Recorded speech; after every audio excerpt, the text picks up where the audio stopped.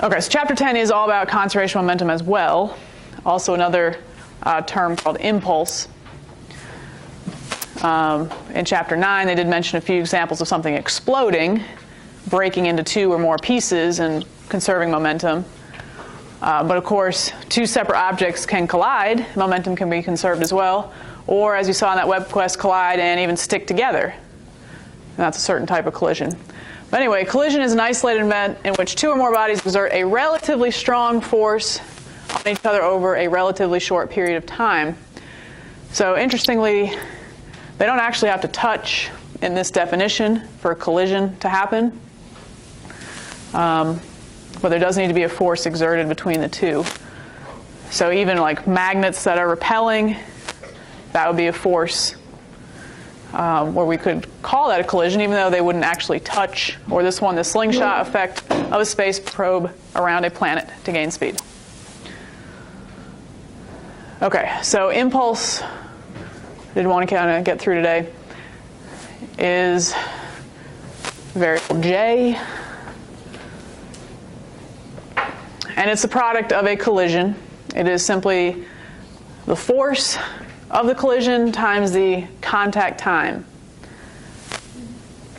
But that's not the formula, force times time. So that really looks like a cross product, but time's not a vector. So we have a lovely integration of force to time. But the question is, if it's the product of the force and the time, why can't I just say time? Why does it have to be the integral? You and Miss Cannon have too much time. Yes. I like integrals. Because we like integrals. Okay, good answer. What else? Why is this more real life than this?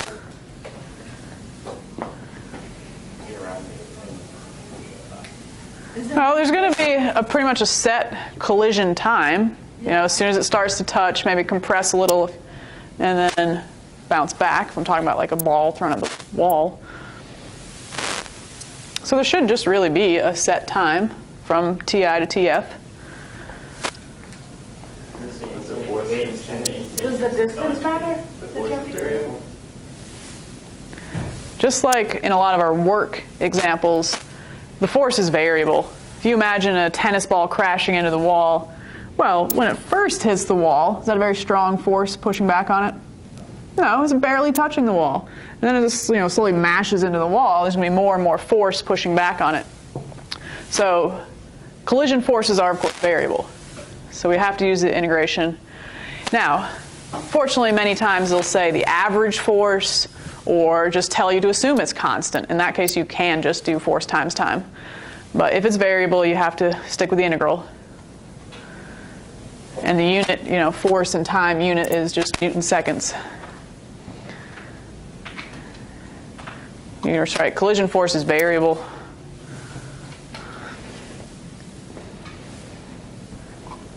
Okay, so if I have a force and time graph, and be careful because now you'll see two types of force graphs. When we saw force graphs before, it was usually force and what down here? Distance. So be careful. Force and distance, that area could get you work, but force and time is going to get you impulse. So impulse would be the what of a force versus time graph? Area. Because that's force times time. And so in this case, what is the impulse between 1 and 2.5 seconds? And it tells you that's 1,800. 9,000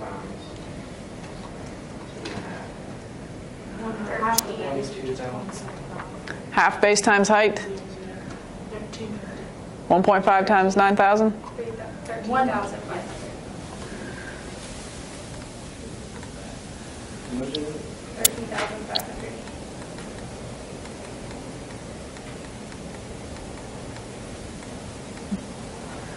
And I guess that's really Newton milliseconds.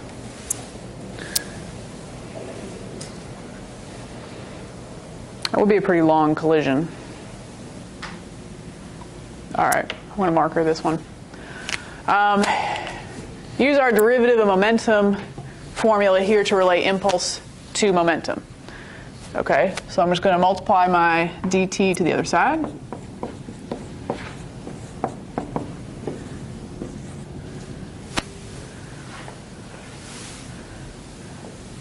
And that almost looks like momentum already, except it's missing the what? Integration. So we'll integrate both sides.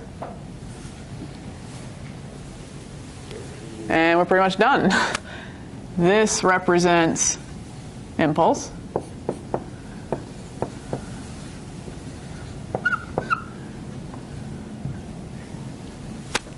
What do I really have on the other side? Isn't it a velocity? I really just have P, right? Yeah. Because there's like a constant number 1 here. I should plug in my limits, though. This would be from initial to final time. And this would be from initial momentum to final momentum. So I just plug that in and just be Pf minus Pi.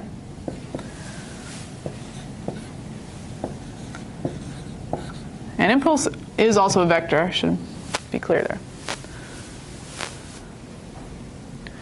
So this is the impulse momentum theorem. Impulse equals change in momentum.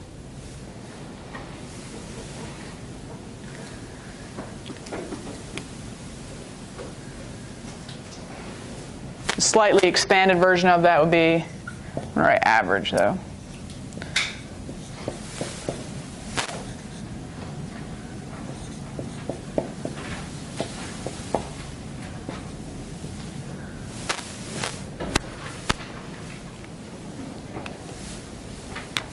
But this is what I'm looking for, impulse momentum. All right, let's do just check point, now we'll get in the lab.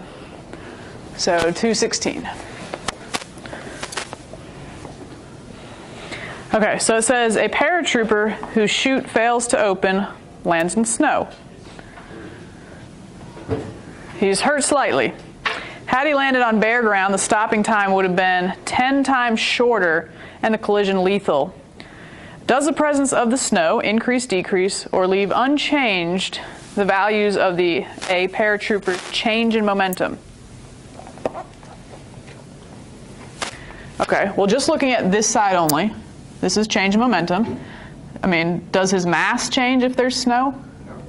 No. What is his final velocity? 0. Whether there's snow or not, he's going to stop. Initial velocity, yeah, when he hits whatever, the snow or the ground, should be the same, right? We're going to assume maybe some sort of terminal velocity. Maybe he's falling, parachute, hopefully at like a safe, maybe 20 miles an hour, I don't know. That seems kind of fast, doesn't it? I don't know if I want to fall at 10? 10 miles per hour? 5. I would say it's higher. 10 basically garbage. I would say it's higher than that. Let's say miles per, with a parachute. Yeah, but the parachute fails. Oh, true. Okay. Parachute fails. You don't have a parachute. Okay, then terminal velocity. Let's say he's going 200 miles an hour, hits the snow or hits the ground. Okay. Obviously dead if there's no snow. So, does the presence of snow affect his change in momentum?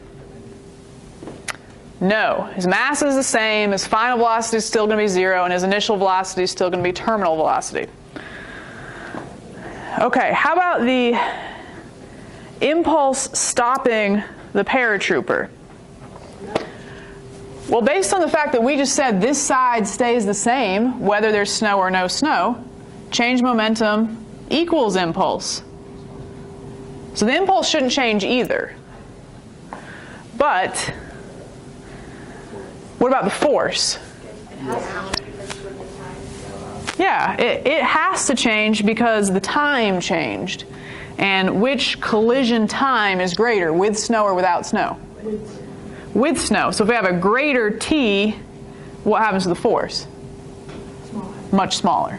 So that's kind of the key to a lot of collision type problems is we're trying to increase really the collision time. Same idea simply behind like seat belts and airbags. If you can increase the time it takes your body to stop, then you're going to decrease the force acting on your body. Okay, we'll continue with impulse next time. Okay, so last class we started sort of section 10.2, impulse. Anyone remember what that was? Very good. It is force times time. That equals impulse. We did say it would rarely actually be one force value times one time value. Why? This is for a collision. This is something like hitting a wall. The force is variable. Okay, you can imagine a tennis ball hitting the wall. You know, as soon as it hits, it'll be a little force. Then there'll be more of a force, more of a force. And then as it leaves the wall, the force would decrease again. Okay, but if we want to say it's like the average force, we can say that times time. Contact time, in this case with wall. And we had our impulse blank theorem. What does impulse also equal?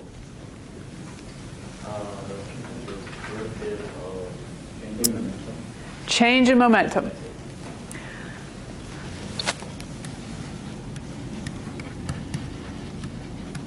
Which I can expand to say that.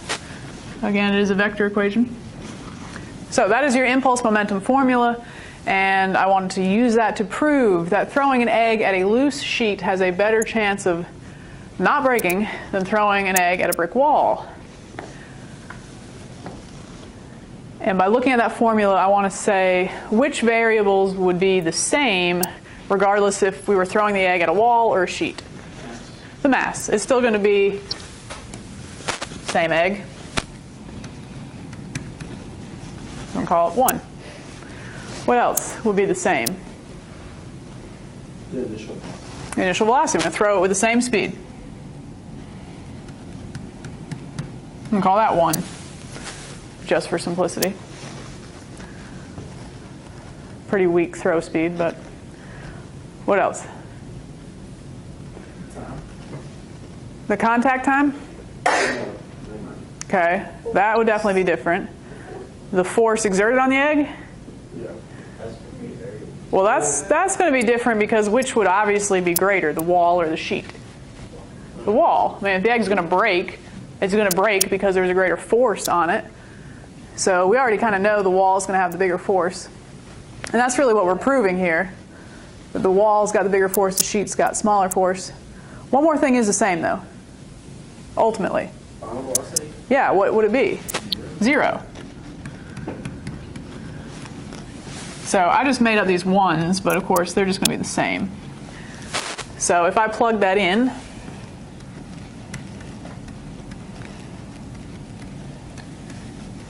that of course would go away.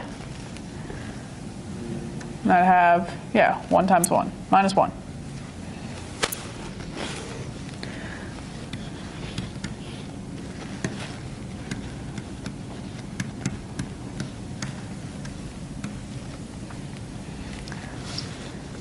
So I ultimately get this, which just simply comes back to what we were saying about time last class. If the brick wall is going to have a greater average force on the egg, because it's definitely going to break, what must be true about the time of contact between the egg and the wall versus the egg and the sheet? It must be smaller. If contact time is small, you're going to have a greater force.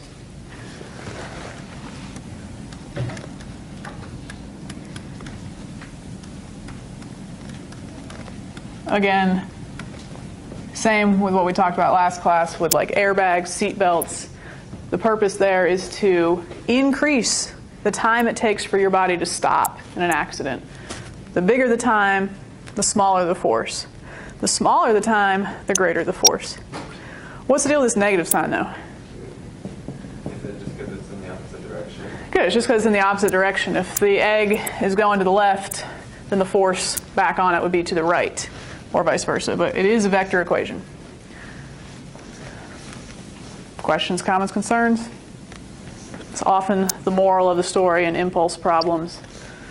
Greater contact time, less force. The time between that initial velocity and final velocity, where it's hitting the wall at 1 meter per second and eventually will stop. How long between going at 1 meter per second to stopping? It'd be a really small number. For the brick wall, yes. Fraction of a second. Probably small for the sheet too, but not as small. All right, here's another classic question. You ever seen a Western movie? Some guy comes in like drunk to the bar and smashes a bottle or a vase over someone's head. What do you think would hurt more if that vase smashed and all the pieces, shattered down upon you, or if the vase didn't break and bounced off your head? Yeah, you maybe can imagine that, but if it doesn't break, that is going to hurt more, as we will prove in this problem. It says you're standing under a window as someone above you knocks a half a kilogram vase out of a first-story window. As the vase reaches your head, it has a velocity of 4 meters per second. The vase is in contact with your head for 0.2 seconds. What will hurt more? And so when you say what will hurt more, that means what will have more force on your head. If the vase bounces off your head at 2 meters per second, or breaks over your head so that the pieces and center of mass continue moving downward at negative 2 meters per second. So it's the same final speed, just one goes up and one goes down. Prove using the impulse momentum theorem. So I'll try to write that small. So our Ft equals m Vf minus Vi, final minus initial. And I'm going to write it twice.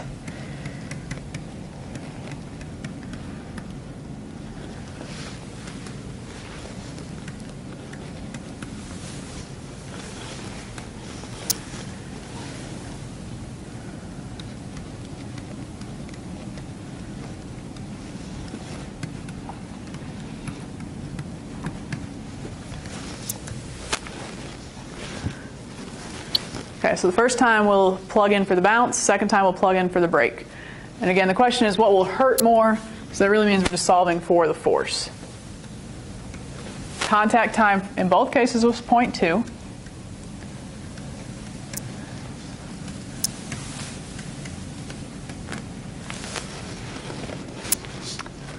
Mass always is 0.5.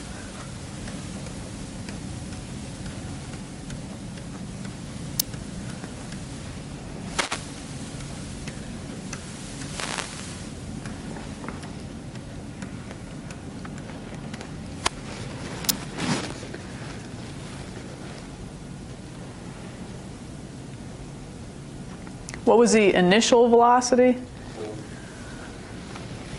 Up or down? Yeah, it's been smashed over here. It's got to be down, so I really should be plugging in what? Negative 4. And either side. So everything is really the same so far except for our final velocity. And the one that bounces is going to go up, so we'll leave that at positive 2. The one that breaks is going down with our negative 2. And now I need some math magic.